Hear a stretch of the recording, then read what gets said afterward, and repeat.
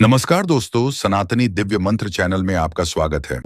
आजकल कई लोग ऐसे हैं जो कि अपने आप को बर्बाद करने में लगे हुए हैं, क्योंकि कुछ लोग दान करते वक्त ऐसी चीजों का दान कर देते हैं कि जिनका दान नहीं करना चाहिए। और श्री कृष्ण भगवान जी कहते हैं, जो भी व्यक्ति इन 7 चीजों को दूसरों को देते हैं तो वह व्यक्ति अपने आप को बर्बाद कर रहा है, अपना भाग्य खराब कर रहा है।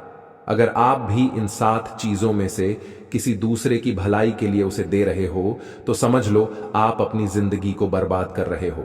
आजकल दोस्तों, कौन नहीं जानता बाघ बताए गए उपाय। कई लोग अपने घर में 100% विश्वास के साथ उनके बताए गए रास्ते पर चलते हैं और घर की दिशा और दशा दोनों ही बदल देते हैं। आजकल इंसान ही अपने पैरों पर कुल्हाड़ी मारने लगा है, अर्थात कहने का मतलब यह है कि खुद ही गलती करता है, फिर कहता है, हे भगवान, तुमने मेरे साथ ऐसा क्यों किया। ऊपर से भगवान को दोष देने लगता है। और आप भी यह गलती अपने घर में कर रहे होंगे। कभी आपके घर में नेगेटिव ऊर्जा का आना शुरू हो गया होगा, और जब हम इस तरह के काम करते हैं घर में, तो घर की दशा और दिशा दोनों ही बिगड़ जाती है। दोस्तों, भूलकर भी इन 7 चीजों को किसी को भी ना दें, नहीं तो आपको सड़क पर आने में कुछ वक्त लगेगा। भगवान श्री कृष्ण के अनुसार मनुष्य को अपने घर की चीजें भूल से भी दूसरों को कभी उधार में अथवा भेंट में नहीं देनी चाहिए। इन चीजों के साथ ही घर से लक्ष्य भी चली जाती है। हमें बचपन से ही सिखाया जाता है कि दूसरों की मदद करने से, दूसरों को दान देने से मनुष्य को पुण्य मिलता है। भगवान श्री कृष्ण के अनुसार जो मनुष्य अच्छे कर्म करते हैं उन्हें उसका अच्छा फल ही मिलता है। परंतु कुछ चीजें ऐसी होती हैं जो आपको भूल से भी दूसरों को नहीं देनी चाहिए, क्योंकि यह चीजें अगर आप दूसरों को देते हैं तो इन चीजों के साथ आपके घर की सुख समृद्धि भी चली जाती है, क्योंकि इन्हीं चीजों के साथ आपके घर की शांति सुख समृद्ध जुड़ी हुई होती है। अगर यह चीजें आप दूसरों को दे देते हैं तो आपको दरिद्रता का सामना करना पड़ सकता है। कई लोग कहते हैं, यह हमारा घर वास्तुशास्त्र के अनुसार चलना चाहिए। अगर जो व्यक्ति वास्तुशास्त्र के अनुसार नहीं चलता है तो उसके घर में बर्बादी के लक्षण दिखने लग जाते हैं। आपको बर्बाद नहीं होना है, आपके घर को बचाना है। आपके घर में रहने वाले हर सदस्य ठीक रहे। रसोई घर में यह गलती मत करना कभी। और ईश्वर कहते हैं कि जो भी व्यक्ति अच्छे तरीके से पूजा पाठ करता है उसे मैं स्वीकार करता हूं, उसकी हर मनोकामना को मैं पूरा करता हूं। वीडियो में आगे बढ़ने से पहले अभी ही वीडियो को लाइक कर और नीचे कमेंट बॉक्स में लिख दो, सच्चे दिल से जय महालक्ष्मी। दोस्तों, विष्णु पुराण में इन चीजों का उल्लेख किया गया है। इन चीजों का संबंध मां लक्ष्मी से माना जाता है, और हम सभी जानते हैं कि मां लक्ष्मी का हमारे जीवन में कितना अधिक महत्व है। जिसे घर पर मां लक्ष्मी की कृपा होती है, वहां पर सदैव धन, वैभव, सुख, शांति का आगमन होता है। अगर महालक्ष्मी किसी कारणवश रुष्ट हो जाती है तो घर से सुख, संपत्ति और वैभव भी नष्ट हो जाता है। इसलिए आप यह ध्यान में रखें कि अपने घर में मौजूद ऐसी चीज है जिनका संबंध मां लक्ष्मी से है। दूसरों को कभी उधार ना दें। जो भी व्यक्ति आज इन 7 चीजों को अच्छी तरीके से जान लेगा तो वह व्यक्ति किसी को भी नहीं देगा और उसके घर में सुख शांति रहेगी। आज दोस्तों, कुछ भी हो जाए, आप इन 7 चीजों के बारे में जानकर ही जाना है। व्यक्ति चाहता है कि उसके जीवन में सुख शांति बनी रहे और घर पर धन का अभाव ना रहे, लेकिन केवल मेहनत करने से व्यक्ति की यह चाहत पूरी नहीं होती है। कई बार ऐसा होता है, आमदनी अच्छी होने और खूब मेहनत करने पर भी घर पर धन का अभाव बना रहता है। इसका कारण है जाने अनजाने में हुई गलतियां। शास्त्रों में ऐसी कई नीतियों के बारे में बताया गया है जिसका पालन करने पर जीवन की कई समस्याएं दूर हो जाती हैं। दोस्तों, इतना ही नहीं, इन नीतियों का अनुसरण करने पर घर परिवार में सदैव खुशहाली बनी रहती है और मां लक्ष्मी की कृपा से कभी पैसों की कमी नहीं रहती है। गरुड़ पुराण, जो कि हिंदू धर्म का महत्वपूर्ण ग्रंथ माना जाता है, इसमें ऐसी कई बातों का उल्लेख मिलता है जो कि गरीबी और दरिद्रता का कारण बनती है। अगर आप इन कामों को करते हैं तो आज ही इसे छोड़ दें, वरना कई तरह की परेशानियां झेलनी पड़ सकती हैं। अब यहां पर कुछ दोस्त ऐसे भी होंगे जो हमारी बातों को हल्के में लेंगे, क्योंकि उन्हें वास्तुशास्त्र का ज्ञान नहीं है। इस पर एक कहावत भी प्रचलित है कि बंदर क्या जाने अदरक का स्वाद।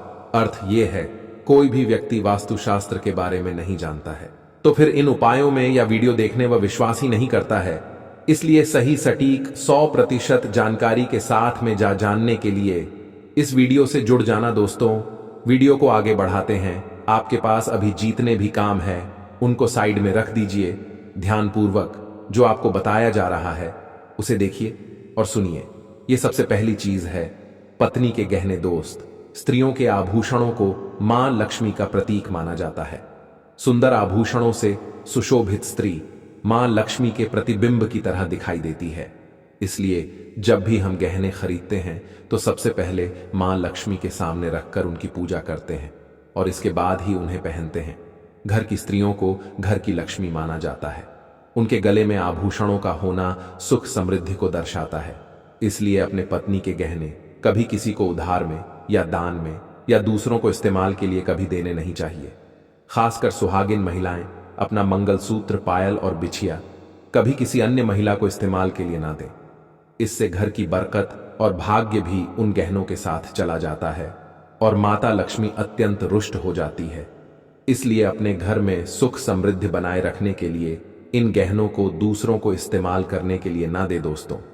कई महिलाएं तो ऐसी भी होती हैं जो कि अपने गहने पसंद नहीं आती हैं और दूसरी महिला के गहने की शैली और बनावट पसंद आती है, जिसके कारण महिलाएं अपने गहने पहनने के लिए एक दूसरे से बदलाव कर लेते हैं। परंतु दोस्तों, ऐसा करना मतलब है कि आप अपने से मां लक्ष्मी जी को रूठ कर रहे हो और घर से बाहर भेजने की तैयारी कर रहे हो, क्योंकि आभूषण या गहने महालक्ष्मी जी का प्रतीक होता है और आपके अपने गहने ही आपको पहनने चाहिए। किसी को भी दूसरे के गहने नहीं पहनने चाहिए। दूसरी चीज है जादू दोस्तों। जादू जो सफाई के लिए काम आता है, हमारे घर से नकारात्मक ऊर्जा को दूर करता है। उसे मां लक्ष्मी का प्रतीक माना जाता है। ऐसा माना जाता है कि धू में मां लक्ष्मी का निवास होता है। इसलिए अपने घर की धू कभी किसी को उधार में या उपयोग के लिए ना दे। अगर झाड़ू खराब हुई है तो उसे किसी प्रवाहित जल में बहा दे, लेकिन उसे किसी को उधार में ना दे या कचरे में ना फेंके, क्योंकि अगर आपके घर की झाड़ू कोई दूसरा उपयोग करता है तो इसका असर आपके घर की सुख शांति पर पड़ता है। इसके साथ यह भी बात ध्यान में रखें कि दूस के घर की झाड़ू का अपने घर में कभी प्रयोग ना करें, क्योंकि ऐसा करने से उनके घर की नकारात्मक ऊर्जा आपके घर में आ सकती है। आपको हमेशा झाड़ू को छिपाकर रखना चाहिए। इसे ऐसी जगह रखें जिससे बाहर से आने वाले व्यक्ति की नजर इस पर ना पड़े। यदि आप झाड़ू को खुली जगह पर रखते हैं तो घर में वास्तु दोष लग सकता है। इसके साथ ही आपको टूटी हुई झाड़ू को भी घर से तुरंत बाहर निकाल देना चाहिए। लेकिन आपको इस बात का ध्यान भी रखना चाहिए कि कभी भी झाड़ू को बिस्तर के नीचे नहीं रखना चाहिए और इसे किचन में भी नहीं रखना चाहिए। इससे आपके परिवार के लोगों के बीच लड़ाई झगड़े बार सकते हैं। आपको इस बात का ध्यान रखना चाहिए कि धू पर कभी पैर नहीं लगाने चाहिए। यदि आप धू को पैर लगाते हैं तो यह माता लक्ष्मी का अपमान करने के समान होता है। जहां धू को पैर लगाने से घर में वास्तु दोष हो सकता है और आपको आर्थिक हानि भी हो सकती है। अगर आप घर में जादू रखती है तो इसे रखने के सही वास्तु नियमों के बारे में जरूर जान लेना चाहिए, जिससे आपकी आर्थिक स्थिति अच्छी बनी रहे और घर में खुशहाली आई। कभी भी आपको घर के किसी भी व्यक्ति के घर से बाहर निकलते ही आपको झाड़ू का इस्तेमाल नहीं करना चाहिए। इससे बाहर जाने वाले व्यक्ति को अपने कार्यों में सफलता नहीं मिलती है। दोस्तों, यही नहीं, यदि आपके घर में नई बहू का आगमन हो या बेटियां घर से ससुराल जा रही हो, तब भी आपकी तुरंत झाड़ू नहीं लगानी चाहिए। मान्यता है कि ऐसा करने से आपके घर की लक्ष्मी रूठ सकती है और आपको धन हानि हो सकती है। तीसरी चीज, सूरज डूबने के पश्चात दूध, दही, चावल, नारियल, आटा ऐसी सफेद चीजों का दान करना या दूसरों को उधार में देना अशुभ माना जाता है। ऐसा माना जाता है कि सफेद चीजों से बुरी नजर जल्दी लग जाती है। इसलिए सूरज अस्त होने के पश्चात अपने घर की वस्तुएं दूसरों को नहीं देनी चाहिए। इन चीजों को दान करने से आपके घर की सकारात्मक ऊर्जा कम हो सकती है। अगर आप किसी को देना ही चाहते हैं, उन्हें बाजार से खरीद कर दे सकते हैं, परंतु अपने रसोई घर से उठाकर भूल से भी दूसरों को ना दें। खासकर नमक तो भूल से भी नहीं देना चाहिए। चौथी बात दोस्तों, मां लक्ष्मी धन की देवी है। मां लक्ष्मी हमारे घर में सदा विराजमान रहे हैं। ऐसा हमें सदा ही प्रयास करना चाहिए, जिससे घर पर महालक्ष्मी की कृपा होती है, वहां पर धन की वृद्धि अवश्य होती है। इसलिए अगर आपने अपनी पत्नी के पास कोई धन रखा हुआ है तो वह पैसा किसी को उधार में नहीं देना चाहिए। अगर आप किसी को अपनी पत्नी के पास रखा हुआ धन उधार में देते हैं तो आपके घर से लक्ष्मी चली जाती है और भविष्य में आपको पैसे की तंगी का सामना करना पड़ सकता है। खासकर त्योहार एकादशी के दिन अपनी तिजोरी में रखा हुआ धन दूसरों को कभी ना दे दोस्तों। पांचवी बात, महालक्ष्मी वैभव प्रदान करने वाली, सौभाग्य देने वाली ममता की मूरत है। साथ ही वह अन्नपूर्णा भी है। इसलिए हम अन्न ग्रहण करने से पहले मां अन्नपूर्णा को धन्यवाद अवश्य करते हैं। रसोई घर की शुद्धता और संपन्नता उतनी ही आवश्यक है जितनी धन की पांचवी वस्तु है रसोई घर का चकला बेलन और तवा। जी हां, आपने रसोई घर का चकला बेलन और तवा दूसरों को कभी इस्तेमाल के लिए या उधार में नहीं देना चाहिए। यह चीजें दूसरों को देने से आपका भाग्य भी उन्हीं के साथ चला जाता है। मां लक्ष्मी को अत्यंत प्रिय है, इसलिए ऐसा कभी ना करें। अपने घर का चकला बेलन या तवा दूसरों के उपयोग के लिए कभी ना दे नहीं। माता लक्ष्मी कहती है, घर की ये 5 चीजें कभी दूसरों को नहीं देनी चाहिए। आज हम आपको मां लक्ष्मी की एक प्राचीन कथा सुनाने जा रहे हैं। इस कथा के माध्यम से आपको पता चल जाएगा कि एक स्त्री को अपने घर की कौन सी चीजें दूसरों को नहीं देनी चाहिए। जो भी स्त्री यह चीजें दूसरों को दे देती है, मां लक्ष्मी उसके घर को छोड़कर चली जाती है। इसीलिए दोस्तों, आप इस कथा को पूरा जरूर सुने, क्योंकि आधा अधूरा ज्ञान घातक होता है। जो भी इस कथा को पूरा सुनता है, मां लक्ष्मी उसकी झोली खुशियों से भर देती है। तो चलिए बिना देरी किए आपको वह प्राचीन कथा सुनाते हैं। दोस्तों, पूर्व काल की बात है। मध्य देश में एक अत्यंत शोभायमान नगरी थी। उस नगरी में एक सुकन्या नाम की स्त्री अपने पति और सास ससुर के साथ निवास करती थी। सुकन्या एक पतिव्रता नारी थी जो सत्य धर्म का पालन करने में तत्पर और गृह कार्य में दक्ष थी। सुकन्या का स्वभाव अत्यंत दयालु था। वह सदैव दूसरों की सहायता किया करती थी। सुकन्या का पति संजय एक वैश्य था। उसकी अनाज की एक दुकान थी। वह बाजार में लोगों की जरूरत की चीजें बेचा करता था। सुकन्या अपने पति से बहुत अधिक प्रेम करती थी। वह अपने पति को ही परमेश्वर मानकर उसकी सेवा करती थी। सुकन्या नित्य पति से पहले जागती थी, अपने घर का आंगन को स्वच्छ करती थी, फिर रंगोली बनाकर आंगन की सजावट करती थी। उसके बाद वह अपने घर को स्वच्छ करती, फिर स्नान आदि कार्य संपन्न करके वह तुलसी को जल देती थी और देवी देवताओं का पूजन करती थी। इस प्रकार से वह रोज अपने नित्य कर्म करती थी। सुकन्या ने कभी किसी का अनादर नहीं किया। वह सभी के साथ मधुर वाणी में बातें करती थी। सभी लोग सुकन्या को देखकर कहने लगे थे कि यह तो साक्षात लक्ष्मी के समान गुणों वाली स्त्री है। यह अपने परिवार का कितने अच्छे से ख्याल रखती है। इसके अलावा सुकन्या दान धर्म करते समय कभी अपने हाथ पीछे नहीं खींचती थी। उसके द्वार पर जो भी याचक आता वह उसे दान दिए बगैर नहीं भेजती थी। उसके द्वार से कोई खाली हाथ नहीं जाता था। जो भी भूखा उसके द्वार पर आता तो वह भरपेट भोजन करके ही लौटता था, जिससे उसके द्वार पर आए हुए सभी याचक अत्यंत प्रसन्न होकर उसे आशीर्वाद देकर लौट जाते थे। इतना ही नहीं, सुकन्या अपने पड़ोसियों की भी सहायता करती थी। उसके पड़ोस में जो भी गरीब और दुखी लोग रहते थे उन्हें भी वह नित्य भोजन दिया करती थी।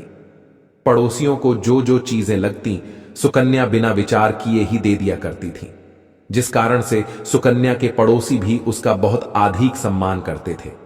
वे कहते थे, अहो, यह सुकन्या तो साक्षात देवी है। देवी साक्षात मां अन्नपूर्णा ने ही सुकन्या के रूप में जन्म लिया है। लोग जब भी सुकन्या की प्रशंसा करते तो वे सभी उसके विषय में अच्छी बातें ही कहते, लेकिन लोगों की बातें सुनकर भी सुकन्या ने कभी घमंड नहीं किया। वह उन सभी को आदर और सम्मान से ही बातें किया करती थी। फिर एक दिन की बात है, सुकन्या की एक पड़ोसन उसके घर पर आती है। सुकन्या उसका स्वागत करती है और बड़े प्रेम से उसे कहती है, हे बहन, हमारे घर में तुम्हारा स्वागत है। आज किस कारण से तुम्हारा मेरे घर पर आगमन हुआ है? यदि कोई वस्तु चाहिए तो मुझसे मांग लो, मैं तुम्हारी अवश्य मदद करूंगी। सुकन्या की पड़ोसन कहती है, हे सुकन्या बहन, आज मेरे घर पर बहुत से रिश्तेदार आए हैं। उनके लिए मैं भोजन बना रही हूँ, इसीलिए मैं तुम्हारे पास रोटी बनाने के लिए चकला बेलन और तवा मांगने आई हूँ। यदि तुम कुछ समय के लिए मुझे चकला बेलन और तवा दे दोगी तो बड़ी कृपा होगी। मैं काम हो जाने के बाद तुम्हें जल्दी ही लौटा दूंगी। सुकन्या कहती है, हे बहन, इसमें क्या बड़ी बात है? अभी मुझे चकला बेलन की आवश्यकता नहीं है, इसीलिए तुम मेरा चकला बेलन और तवा ले जा सकती हो। रुको, मैं अभी तुम्हें लाकर देती हूँ। फिर सुकन्या रसोई घर में जाती है और रसोई घर से चकला बेलन और तवा लाकर उस पड़ोसन को देती है। तब पड़ोसन कहती है, हे बहन, तुम्हारा बहुत बहुत धन्यवाद। आज तुमने मेरा काम सफल कर दिया। मैं अपने मेहमानों को भोजन कराकर तुम्हारा चकला बेलन जल्दी से लौटा देती हूँ। सुकन्या कहती है, हे बहन, चिंता की कोई बात नहीं है। जब तुम्हारा कार्य पूर्ण हो जाएगा तब तुम मुझे लौटा देना। फिर वह पड़ोसन सुकन्या का चकला बेलन और तवा लेकर चली जाती है। कुछ समय बाद अन्य एक स्त्री सुकन्या के घर पर आती है। सुकन्या उसका भी प्रेम से स्वागत करती है और पूछती है, पधारो बहन, आज तुम्हें मुझसे क्या काम है? संकोच ना करो और बताओ, तुम्हें मुझसे क्या चाहिए? मैं तुम्हारी मदद जरूर करूंगी। तब वह स्त्री कहती है, हे बहन, मेरे घर में बहुत गंदगी हो गई है और मेरे घर को साफ करने के लिए मेरे पास कुछ भी नहीं है। इसीलिए मैं तुम्हारे पास झाड़ू मांगने के लिए आई हूँ। यदि तुम्हें कोई समस्या ना हो तो कृपा करके मुझे अपने घर की झाड़ू दे दो। मैं अपना घर साफ करके तुम्हें झाड़ू लौटा दूंगी। सुकन्या बिना विचार किए ही कहती है, हे बहन, बस झाड़ू ही तो है, इसमें क्या समस्या हो सकती है? तुम रुको, अभी मैं तुम्हें अपने घर की झाड़ू लाकर देती हूँ। इतना कहकर सुकन्या घर के अंदर जाती है और झाड़ू लेकर आती है और उस स्त्री को दे देती है। वह स्त्री सुकन्या के घर की झाड़ू लेकर चली जाती है। फिर कुछ देर बाद अन्य एक स्त्री सुकन्या के घर पर आती है। सुकन्या उसका भी बड़े प्रेम से स्वागत करती है। सुकन्या कहती है, पधारो बहन, क्या बात है? आज मेरे घर पर किस कारण से आना हुआ? तुम्हें जो कुछ भी चाहिए निसंकोच होकर कहो, मैं तुम्हारी सहायता करने का प्रयास अवश्य करूंगी। तब वह स्त्री कहती है, हे सुकन्या बहन, तुम बड़ी दयालु हो। मैंने तुम्हारे बारे में बहुत सुना है और तुम सभी की मदद करती रहती हो। इसीलिए मैं तुम्हारे पास एक छोटी सी मदद मांगने के लिए आई हूँ। सुकन्या कहती है, हे बहन, संकोच ना करो, तुम्हें जो कुछ भी चाहिए मांग लो। यदि मेरे बस में होगा तो मैं मना नहीं करूंगी। मैं तुम्हारी सहायता अवश्य करूंगी। तब वह स्त्री कहती है, हे सुकन्या बहन, आज मेरी बेटी को देखने के लिए लड़के वाले आ रहे हैं, इसीलिए मैं चिंता में हूँ। मेरे पास पहनने के लिए एक भी गहना नहीं है, तो मैं अपनी बेटी को क्या दूँ? उसके पास पहनने के लिए अच्छे वस्त्र भी नहीं है। इसीलिए कृपा करके मुझे आप थोड़े गहने और वस्त्र उधार में दे दीजिए, केवल एक दिन के लिए। जब लड़के वाले देखकर चले जाएंगे तो मैं तुम्हारे गहने लौटा दूंगी। उस पड़ोसन की बात सुनकर सुकन्या कहती है, बस इतनी सी बात? हे बहन, तुम चिंता मत करो, तुम्हारी पुत्री मेरी छोटी बहन के जैसी है, उसकी सहायता मैं अवश्य करूंगी। मैं अभी तुम्हें मेरे गहने और साड़ी देती हूँ, जिसे पहनकर तुम्हारी पुत्री राजकुमारी लगेगी। फिर सुकन्या अंदर जाती है, गहने और साड़ी लेकर आती है और उस पड़ोसन को दे देती है। वह पड़ोसन प्रसन्न होकर सुकन्या के गहने और साड़ी लेकर चली जाती है। फिर शाम हो जाती है और अन्य एक पड़ोसन सुकन्या के घर पर आती है। सुकन्या उसका भी बड़े प्रेम से स्वागत करती है और कहती है, पधारो बहन, आज किस कारण से मेरे घर पर आना हुआ? बताओ, मैं तुम्हारी किस प्रकार से सहायता कर सकती हूँ? तुम्हें जो कुछ चाहिए निसंकोच होकर कहो, मैं तुम्हारी मदद जरूर करूंगी। वह पड़ोसन कहती है, हे सुकन्या बहन, तुम बड़ी दयालु हो और तुम सभी की मदद करती हो, इसीलिए मैं तुम्हारे पास आई हूँ। मेरा बच्चा भूखा है और उसे पिलाने के लिए दूध नहीं है, इसीलिए मैं तुम्हारे पास दूध मांगने के लिए आई थी। अगर थोड़ा सा दूध मिल जाता तो बड़ी कृपा होती। सुकन्या कहती है, अरे बहन, इसमें कौन सी बड़ी बात है? लो, अभी मैं तुम्हें दूध दे देती हूँ। सुकन्या रसोई घर में जाती है और थोड़ा सा दूध लेकर आती है और उस पड़ोसन को दे देती है। वह पड़ोसन प्रसन्नता से उस दूध को लेकर चली जाती है। इस प्रकार से सुकन्या अपने सभी पड़ोसियों की मदद कर देती है और प्रसन्न होकर घर का काम करने में लग जाती है। फिर रात होते ही उसका पति घर पर लौट आता है। सुकन्या अपने पति को प्रणाम करती है और उसकी खूब सेवा करती है। रात को दोनों पति पत्नी आनंद से सो जाते हैं। फिर दूसरे दिन वे जागते हैं तो उन्हें एक बहुत ही बुरी खबर कानों पर पड़ती है। एक आदमी दौड़ते हुए सुकन्या के घर पर आता है और सुकन्या के पति से कहता है, हे भाई, कल रात को किसी ने आपकी दुकान लूट ली है, सारा माल गायब है। सुकन्या का पति एकदम से घबरा जाता है और दौड़ते हुए अपने दुकान पर जाता है तो देखता है उसका सारा माल किसी ने लूट लिया है।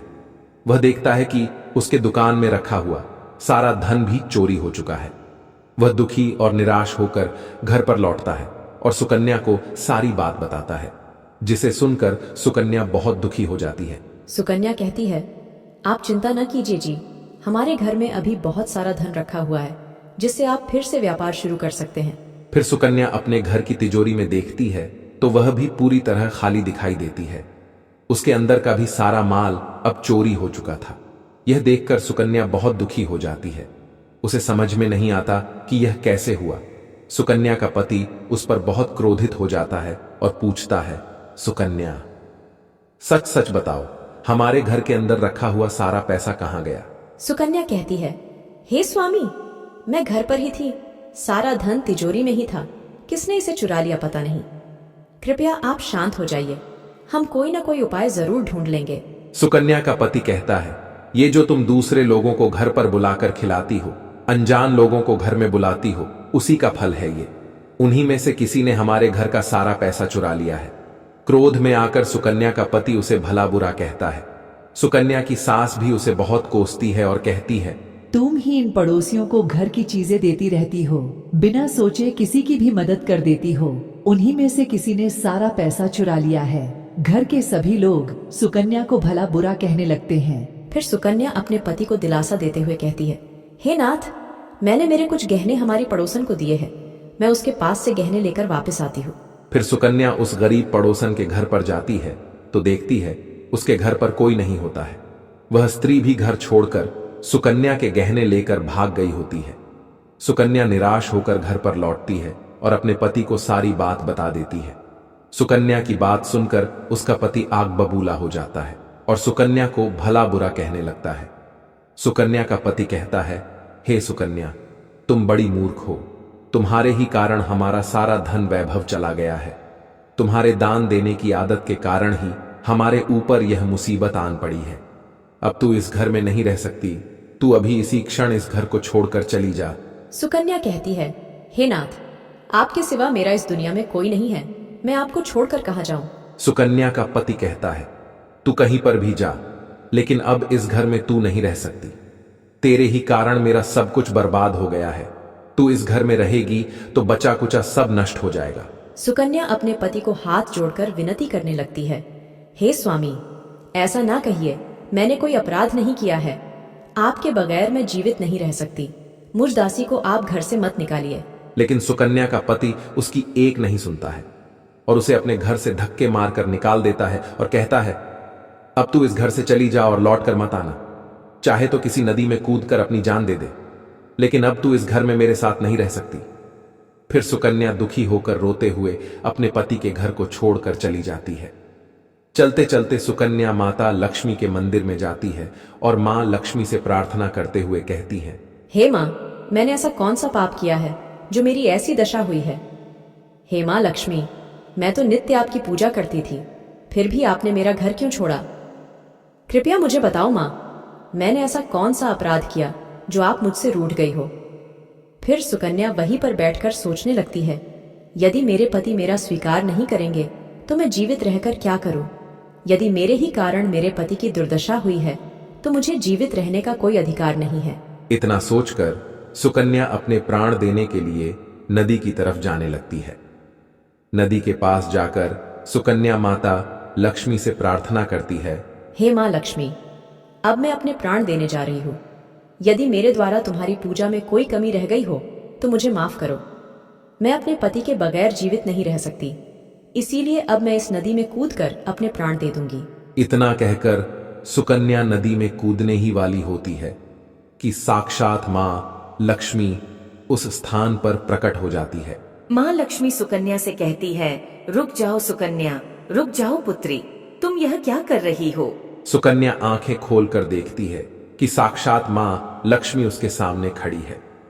मां लक्ष्मी के दर्शन करके सुकन्या बहुत प्रसन्न हो जाती है और मां को बारंबार नमस्कार करते हुए कहती है, हे माँ लक्ष्मी, मुझे क्षमा करो, मैं बहुत बड़ा पाप करने जा रही थी। देवी लक्ष्मी कहती है, हे सुकन्या, मनुष्य को स्वयं अपने प्राण नहीं लेने चाहिए, यह महापाप है।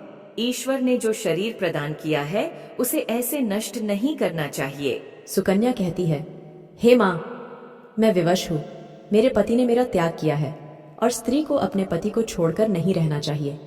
मैं अपने पति को छोड़कर जीवित नहीं रह सकती, इसी कारण से अपने प्राण देने जा रही हूँ। देवी लक्ष्मी कहती है, हे सुकन्या, मैं सब कुछ जानती हूँ और यह भी जानती हूँ कि तुम्हारे पति ने तुम्हारा त्याग क्यों किया है। ये सब तुम्हारी ही भूल के कारण हुआ है। तुमने अनजाने में कुछ ऐसा चीजों का दान किया था जिस कारण से मुझे तुम्हारा घर छोड़कर जाना पड़ा। जो भी स्त्री अपने घर की इन चीजों को दूसरों को दे देती है, उनके घर में मेरा वास नहीं होता है। मैं उन वस्तुओं के साथ ही उनका घर छोड़कर चली जाती हूँ। तब सुकन्या कहती है, हे माँ, ऐसी वह कौन सी वस्तुएं हैं? कृपया आप मुझे बताइए, मैंने कौन सी वस्तुओं का दान किया जिस कारण से आपने मेरे घर का त्याग किया है? देवी लक्ष्मी कहती है, हे पुत्री, अब तुम ध्यान से सुनो। मैं तुम्हें उन चीजों के बारे में बताती हूँ जो किसी भी स्त्री को दूसरों को नहीं देनी चाहिए। इन चीजों का दान करने पर मैं उस घर को छोड़कर चली जाती हूँ। हे सुकन्या, सबसे पहली वस्तु है चकला, बेलन और तवा। किसी भी स्त्री को अपने घर का चकला, बेलन और तवा कभी दूसरों को नहीं देना चाहिए। रसोई घर में इन वस्तुओं का महत्व सबसे अधिक होता है। इन वस्तुओं की पवित्रता सदैव ही बनी रहनी चाहिए। इन्हीं वस्तुओं से भगवान विष्णु को प्रसाद बनाया जाता है और तवे पर बनी पहली रोटी भी गाय को खिलाई जाती है। इसीलिए इन वस्तुओं को हमेशा स्वच्छ और शुद्ध रखना चाहिए। दूसरों को देने पर ये अपवित्र हो सकती है और फिर इनका उपयोग करना अशुभ फल प्रदान करता है। इसीलिए सुकन्या, तुमने अपने रसोई घर के चकला, बेलन और तवा अपनी पड़ोसन को देकर पहली सबसे बड़ी भूल की है। आगे माँ लक्ष्मी कहती है, हे सुकन्या, अब तुम दूसरी वस्तु के विषय में सुनो। तुमने अपनी पड़ोसन को अपने घर में रखी हुई झाड़ू ही दे दी। जिस वस्तु में मेरा सदैव वास होता है, जो वस्तु मुझे सबसे अधिक प्रिय है, तुमने उसे ही दूसरे को दे दिया, तो फिर मैं तुम्हारे घर में कैसे ठहरती? हे सुकन्या, जो स्त्री अपने घर की झाड़ू दूसरों को दे देती है, मैं उसके घर को त्याग देती हूँ। झाड़ू से घर की स्वच्छता की जाती है और जहाँ पर स्वच्छता होती है उसी स्थान पर मेरा वास होता है। ध्यान में रखना सुकन्या, घर में झाड़ू को हमेशा छिपा कर रखना चाहिए। झाड़ू पर बाहरी व्यक्ति की दृष्टि भी नहीं पड़नी चाहिए। झाड़ू एक अत्यंत पवित्र वस्तु है, इसे पैर नहीं लगाना चाहिए और इससे कभी विष्ठा आदि प्रकार की गंदगी साफ नहीं करनी चाहिए। माँ लक्ष्मी कहती है, हे सुकन्या, अब तुम तीसरी वस्तु के विषय में सुनो जो एक स्त्री को कभी दूसरों को नहीं देनी चाहिए। वह वस्तु है आभूषण। एक स्त्री को अपने आभूषण कभी अन्य महिला को नहीं देने चाहिए। मैं सदैव ही आभूषणों में वास करती हूँ। स्त्री के 16 श्रृंगार में गहनों का बहुत अधिक महत्व होता है। एक विवाहित स्त्री को अपने आभूषण कभी अन्य स्त्री को पहनने के लिए नहीं देने चाहिए। जो स्त्री अपने आभूषण अन्य स्त्रियों को देती है, उसके जीवन में दुर्भाग्य आता है। हे सुकन्या, अब मैं तुम्हें चौथी वस्तु के विषय में बताती हूँ। किसी भी मनुष्य को शाम हो जाने के बाद कभी सफेद रंग की वस्तुओं का दान नहीं करना चाहिए, किंतु तुमने शाम के समय दूध का दान किया था। शाम को दूध का दान करने से जीवन में दुर्भाग्य आता है। शाम को सफेद रंग की चीजें दान करने से मनुष्य के जीवन में अशुभ काल आता है। माँ लक्ष्मी कहती है, हे सुकन्या, अब मैंने तुम्हें उन सभी वस्तुओं के बारे में बता दिया है जिनका कभी दान नहीं करना चाहिए। ये वस्तुएं कभी दूसरों को उधार में अथवा उपयोग के लिए नहीं देनी चाहिए। सुकन्या कहती है, हे माँ लक्ष्मी, मुझसे बड़ी भूल हो गई। मैं इन बातों से अनजान थी। कृपया मुझे क्षमा करो और अब मुझे प्रायश्चित करने का उपाय बताओ। देवी लक्ष्मी कहती है, हे सुकन्या, तुमने प्रायश्चित पहले ही कर लिया है, इसीलिए अब तुम अपने घर पर लौट जाओ। मैं तुम्हें तुम्हारा संपूर्ण वैभव और धन संपत्ति लौटा देती हूँ। इतना कहकर माँ लक्ष्मी उस स्थान से अंतर्ध्यान हो जाती है।